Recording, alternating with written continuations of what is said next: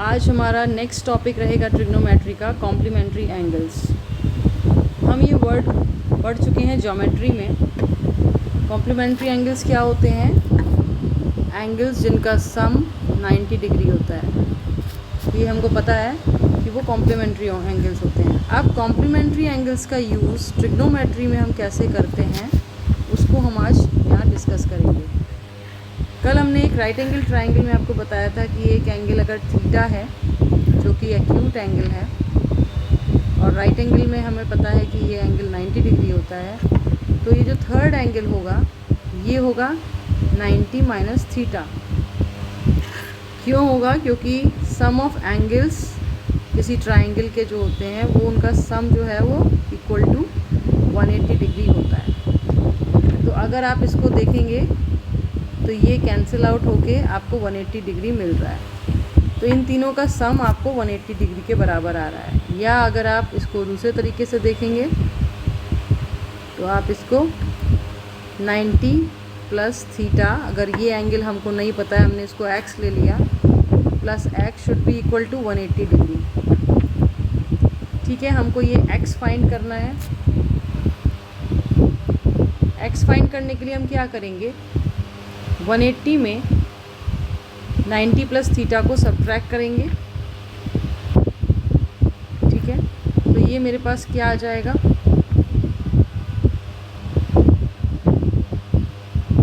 x equals to आ जाएगा 90 minus theta degree, जो कि हमने यहाँ पर लिखा हुआ है। तो इस तरीके से हमने ये एंगल थर्ड एंगल फाइंड किया है कि अगर एक एंगल 90 डिग्री है और एक एक्यूट एंगल को हम थीटा ले रहे हैं तो थर्ड एंगल हमारा 90 माइनस थीटा होगा। ठीक है, तो ये आपको समझ में आ गया होगा कि ये 90 माइनस थीटा क्यों होगा। अब आगे हम लोग बात करेंगे कि हम ट्रिग्नोमेट्री में सप्लीमेंट्री एंगल्स का कैसे यूज़ करते हैं, कहाँ पर हमको ये सप्लीमेंट्री एंगल देखने को मिलेगा। कल जब हमने रेशियोज़ की बात की थी तो हमने साइन और कॉस की भी बात की थी, टैन और कॉट की भी बात की थी, सेक और कोसेक की भी बात की थी। अगर आप ध्यान से देखिए तो इनका जो ग्रीक नेम होता है, साइन को हम SINE लिखते हैं और कॉस को हम कोसाइन लिखते हैं। अब ये जो कोसाइन वर्ड आया, ये को क्या रिप्रेजेंट कर रहा है?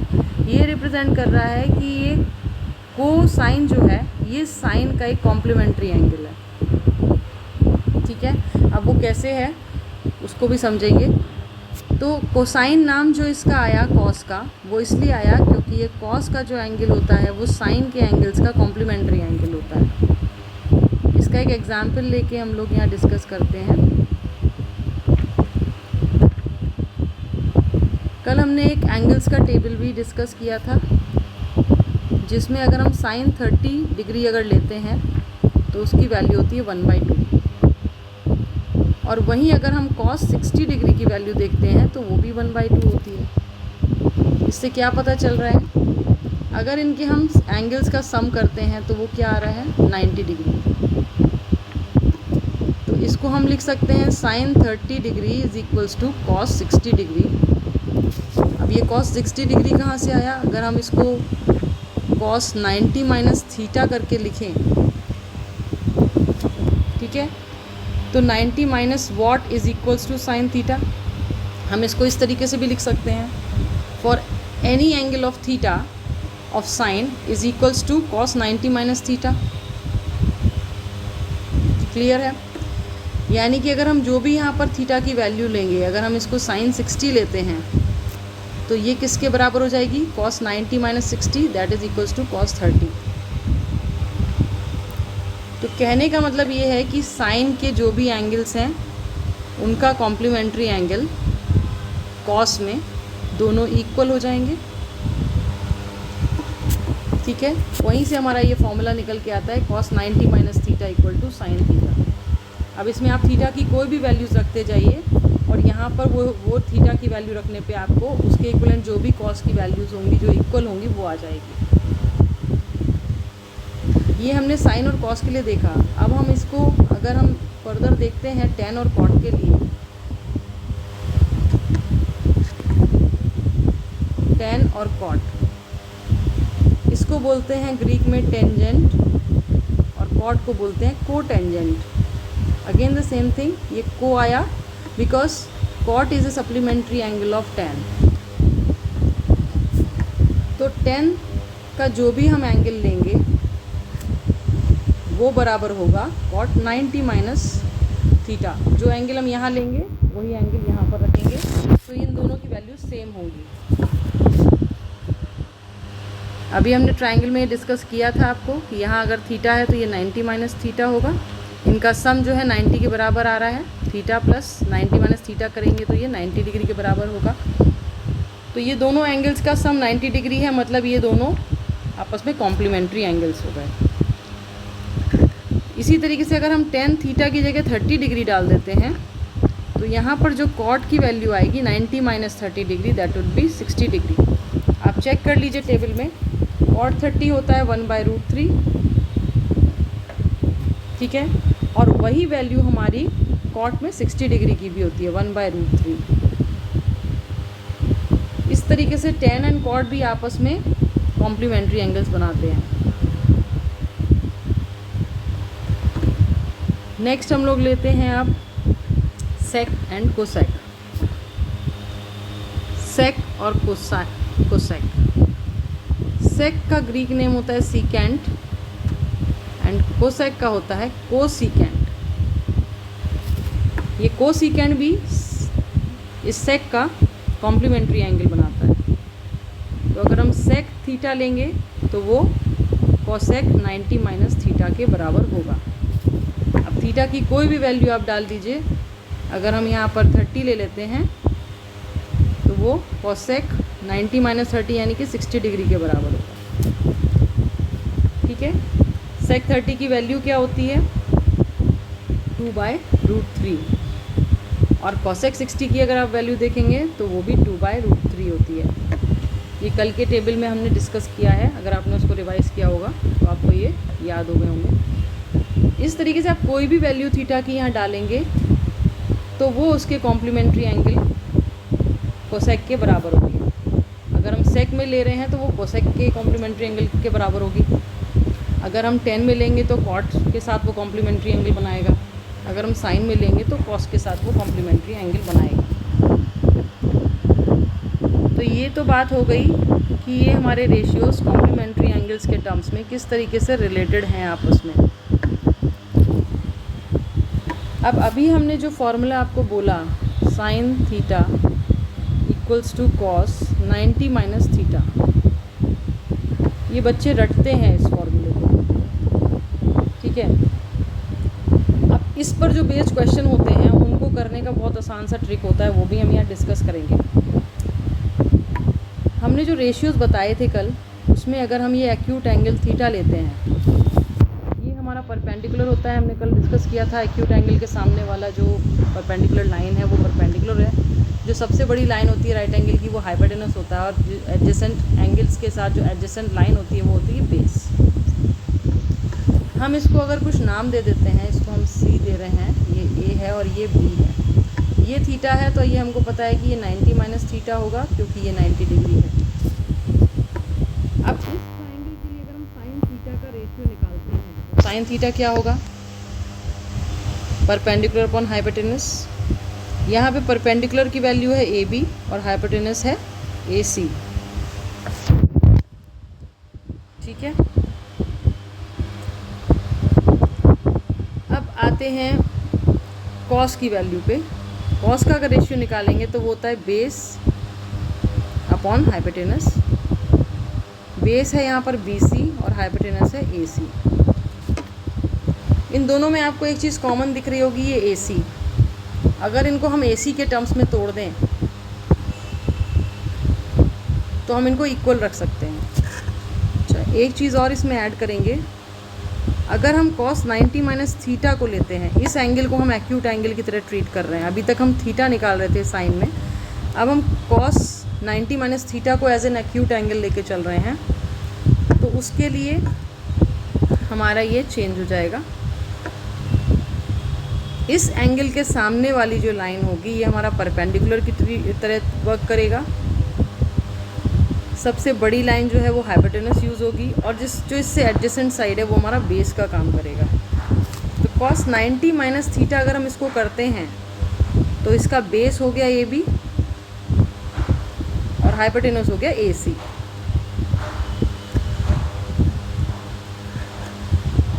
अब इसको ये देखिए, अगर इस साइन थीटा को हम ए सी के टर्म्स में लिखते हैं तो A C should equal to A B upon sine theta, और इस cos 90 माइनस थीटा को अगर हम ए सी के टर्म्स में लिखते हैं तो A C should be equal to A B upon cos 90 minus theta. ठीक है। अब अगर यहाँ पे हमने ए सी के टर्म्स में इसको तोड़ लिया और इसको ए सी के टर्म्स में, तो ये ए सी बराबर इसकी और ए सी बराबर इसकी है, तो हम कह सकते हैं कि दिस इक्वल्स टू दिस। तो यहाँ से हमारे पास आएगा a B upon sine theta is equals to A B upon cos 90 minus theta. दोनों साइड के ये भी कैंसिल आउट हो जाएंगे और ये अगर हम क्रॉस मल्टीप्लाई कर दें तो हमारे पास इक्वेशन आती है cos 90 minus theta equal to sine theta. इस तरीके से हम इस फॉर्मूले तक पहुंच गए। अब इसका एप्लीकेशन हम लोग देखेंगे कि इसका एप्लीकेशन हम क्वेश्चन में कैसे कर सकते हैं। हमको बस ये दोनों एंगल्स को देखना है जो हमने बोला था कि इन दोनों का सम 90 डिग्री होता है। अगर किसी क्वेश्चन में आपको साइन 1 डिग्री दिया रहेगा तो वो किसके बराबर हो जाएगा, cos 90 माइनस 1 यानी कि 89 डिग्री के। तो हम साइन 1 की जगह cos 89 अगर लिख दें तो वो भी इक्वल हो जाएगा। अगर हम साइन 20 डिग्री बोल रहे हैं तो वो किसके बराबर हो जाएगा, cos 90 माइनस 20 70 डिग्री के। तो कहीं अगर cos 20 हमको दिख रहा है और साइन 20 दिख रहा है तो उनकी जगह हम या तो साइन 20 की जगह cos 70 लिख सकते हैं या cos 70 की जगह साइन 20 लिख सकते हैं, क्योंकि हमको पता है कि ये एंगल्स का सम 90 होना चाहिए, एक तरफ साइन और एक तरफ cos होना चाहिए। इसी तरीके से हम और भी क्वेश्चंस इसमें कर सकते हैं। अभी उसके एप्लीकेशन पे हम लोग आ रहे हैं।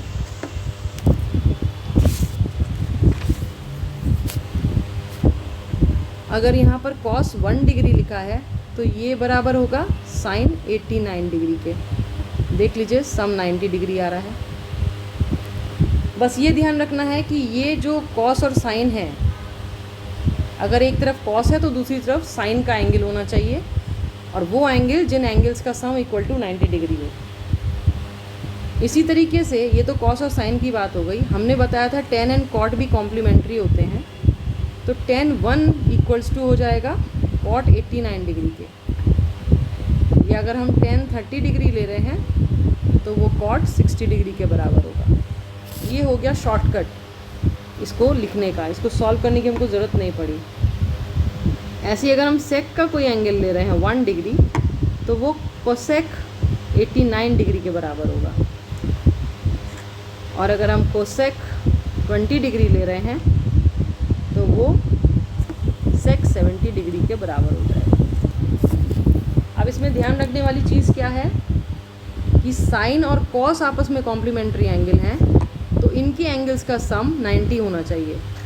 tan और cot आपस में कॉम्प्लीमेंट्री एंगल बनाते हैं तो इनके एंगल्स का सम 90 डिग्री होना चाहिए, तब वो इक्वल हो जाएंगे। सेक और कोसेक आपस में कॉम्प्लीमेंट्री एंगल बनाते हैं, तो सेक और कोसेक के जो एंगल्स गिवन है अगर उनका सम 90 डिग्री आ रहा है तो वो आपस में इक्वल हो जाएंगे।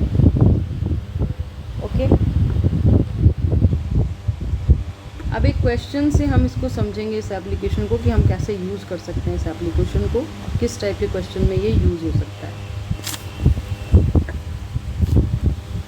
अगर आपके पास एक क्वेश्चन दिया है cos 47 degree upon sine 43 degree whole square plus sine 72 degree upon cos 18 degree whole square minus 2 cos square 45 degree. अब आप ये देखिए कि cos 47 और sin 43, अगर हम 47 और 43 का सम करते हैं तो कितना आता है, 90 डिग्री आता है। और cos और sin आपस में कॉम्प्लीमेंट्री एंगल हैं, तो क्या हम cos 47 डिग्री को इक्वल टू sin 43 लिख सकते हैं? जो रूल हमने अभी डिस्कस किया था उससे, एक दूसरे के कॉम्प्लीमेंट्री हैं और एंगल्स का सम 90 डिग्री है, एकदम लिख सकते हैं इसको। तो अब हमें ये पता लग गया कि cos 47 ही sin 43 के बराबर है, तो ये दोनों आपस में कैंसिल हो गए। आंसर हो गया फर्स्ट ब्रैकेट का 1 का स्क्वायर प्लस सेकेंड ब्रैकेट में देखिए sin 72 डिग्री और cos 18, इनका सम देखिए, एक तो कॉम्प्लीमेंट्री है sin और cos एक दूसरे के, और दूसरा इनका सम 90 डिग्री है। इसका मतलब हम sin 72 की जगह cos 18 लिख सकते हैं या cos 18 की जगह sin 72 लिख सकते हैं। तो अगर हम इसको ये लिख देते हैं तो ये दोनों भी आपस में sin 72 डिग्री एंड cos 18, ये भी आपस में कैंसिल आउट होके 1 बच गया, 1 का स्क्वायर माइनस 2। cos 45 की वैल्यू होती है 1/√2 का स्क्वायर। ठीक है, अब इसको अगर हम सॉल्व करेंगे तो ये हो गया 1, ये हो गया 1, यहाँ पे हो गया -2 और 1/√2 का स्क्वायर हो गया 1/2। इसको सॉल्व करेंगे तो 1 + 1 2 - 1, तो हमारा आंसर हो जाएगा 1। तो इस मेथड से अगर इस टाइप के क्वेश्चंस को आप सॉल्व करेंगे जहाँ पे हमारे कॉम्प्लीमेंट्री एंगल्स हमको दिख रहे हैं, तो ये बुक सॉल्यूशन बहुत इजी हो जाएगा। इसमें बहुत सारे स्टेप्स हैं जो आपको नहीं करने पड़ेंगे। एक और सिंपल सा एग्जाम्पल लेके इसको समझाते हैं।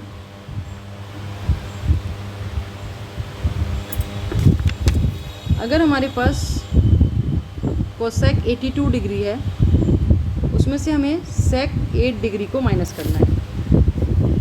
तो पहले देखिए इन दोनों का सम 90 डिग्री आ रहा है, दोनों का सम 90 डिग्री आ रहा है और ये दोनों आपस में कॉम्प्लीमेंट्री एंगल बनाते हैं। तो हम इसमें ये लिख सकते हैं कि cosec 82 degree is equals to sec 8 degree.